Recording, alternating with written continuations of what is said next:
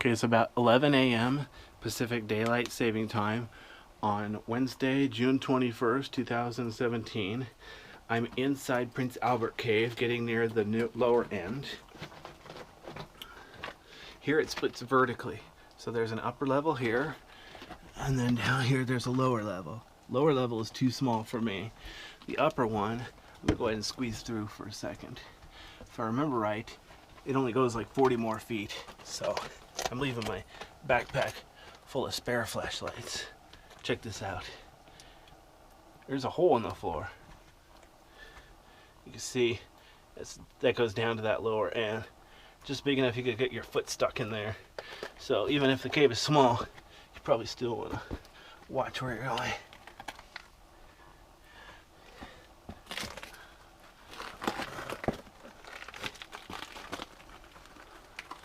Okay, here, cave is a little bit bigger. Not quite big enough to stand up in, but stretch out.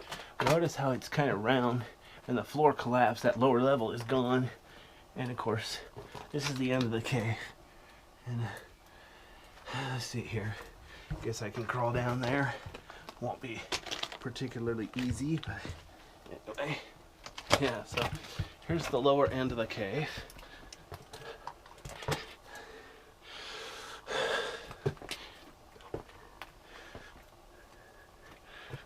Alright, so I'm going to turn around, look back.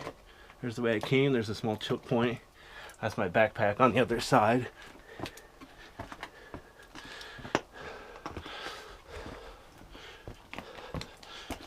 Hold on a second. As long as I'm here, I'm going to pan down. Look at there's a nice pretty spot on the floor. It's like sulfur yellow right there. That's that gold colored bacteria that grows in some caves. I heard it's called hydrophobic bacteria, but it always seems to grow in the wettest caves. So I'm not sure what the story is behind that. Sometime when I'm stuck at home, might go on the internet, look that up.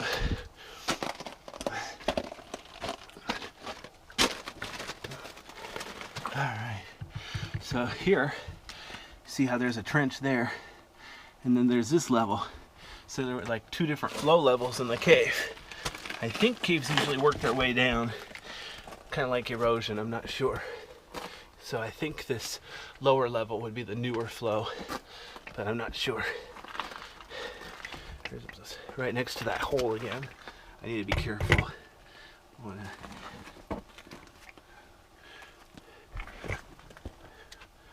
Okay. Oops.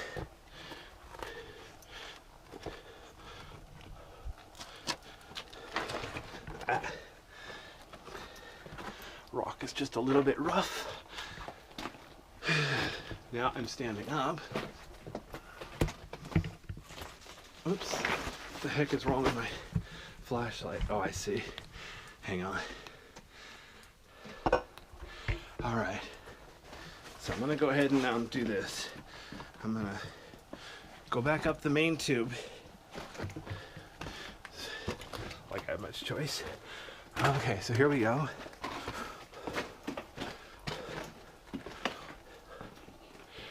Okay, so check it out. Look at this interesting little flow here. So there's a side tube here that comes back to the main tube, not too far, a couple hundred feet in the big room. So this is in a way a big pillar ahead of me, ugly one. And again, those wet spots, I don't think that's just where people have been climbing on it. I think that's from water dripping down. So I'm gonna go back up the way I came because it's easier.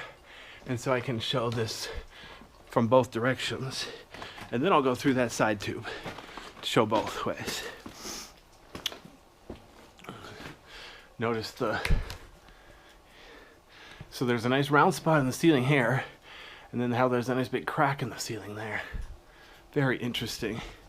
So I think that means this cave had happened, it flowed over like a long time at different levels. So one flow flowed this high, and different flow, it flowed over here.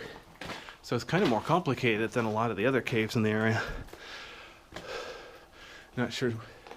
So here's that big room with the breakdown, and there's that side passage to the left. So I'm gonna go ahead and go over here, So we can take a look at that.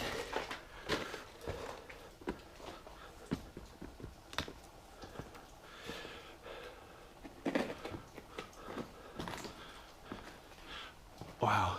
See, you can almost see the main tube over there. It's not even that far. But I'll go ahead and climb down here.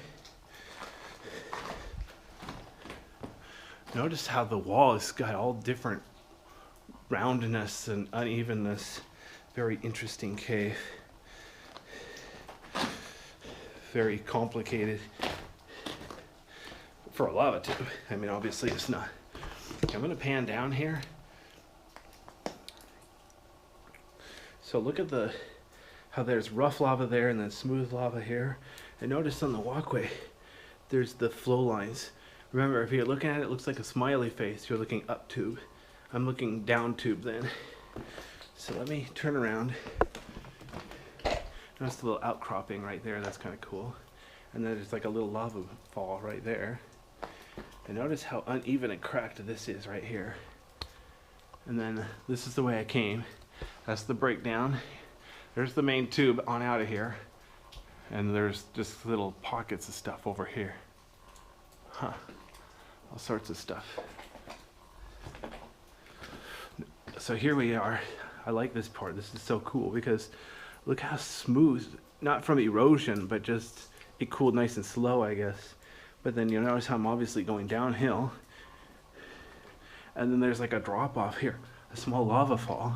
And then below this is a totally different color of rock, like from a totally different color kind of flow. And then that trench I just walked up. This is the main tube. This is where I just was. So down there is the lower end of the tube. Oh wow, a couple of small weird rock formations up here. Nothing really to get excited about, but anyway, better than nothing, I guess. And there's that little dead end I checked out earlier. Or is that a dead end? You know what, I'm not sure it's a dead end. I kind of want to be sure. Okay, yeah, I just want to be sure. As long as I'm here, I'm going to go ahead and over here real quick. Because honestly, it looks like it curves around there. I don't want to miss something really cool just because I didn't bother to check it out. Of course, now I got to figure out how I'm going to get up here. It's like easiest to climb up the floor when the ceiling is most dangerous. Wow, look how smooth it is here. So now I'm up on the balcony. This is the main tube. That's the side tube I just came down. Notice the cool trench. That's why this cave is famous. It's got a trench like the whole length of the cave. And then there's the lower end. Okay, yeah, I was right. It is a dead end. It curves around and boom, it's gone.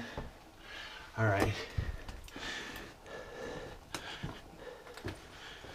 Okay, well, that was interesting. Now I know. As long as I'm up here, I think I'll go ahead and check this out. I'm not going to try to jump the trench. If I was feeling really brave and dumb, I could do it, but I'm not feeling brave, and hopefully I'm not feeling dumb. Not that I know of.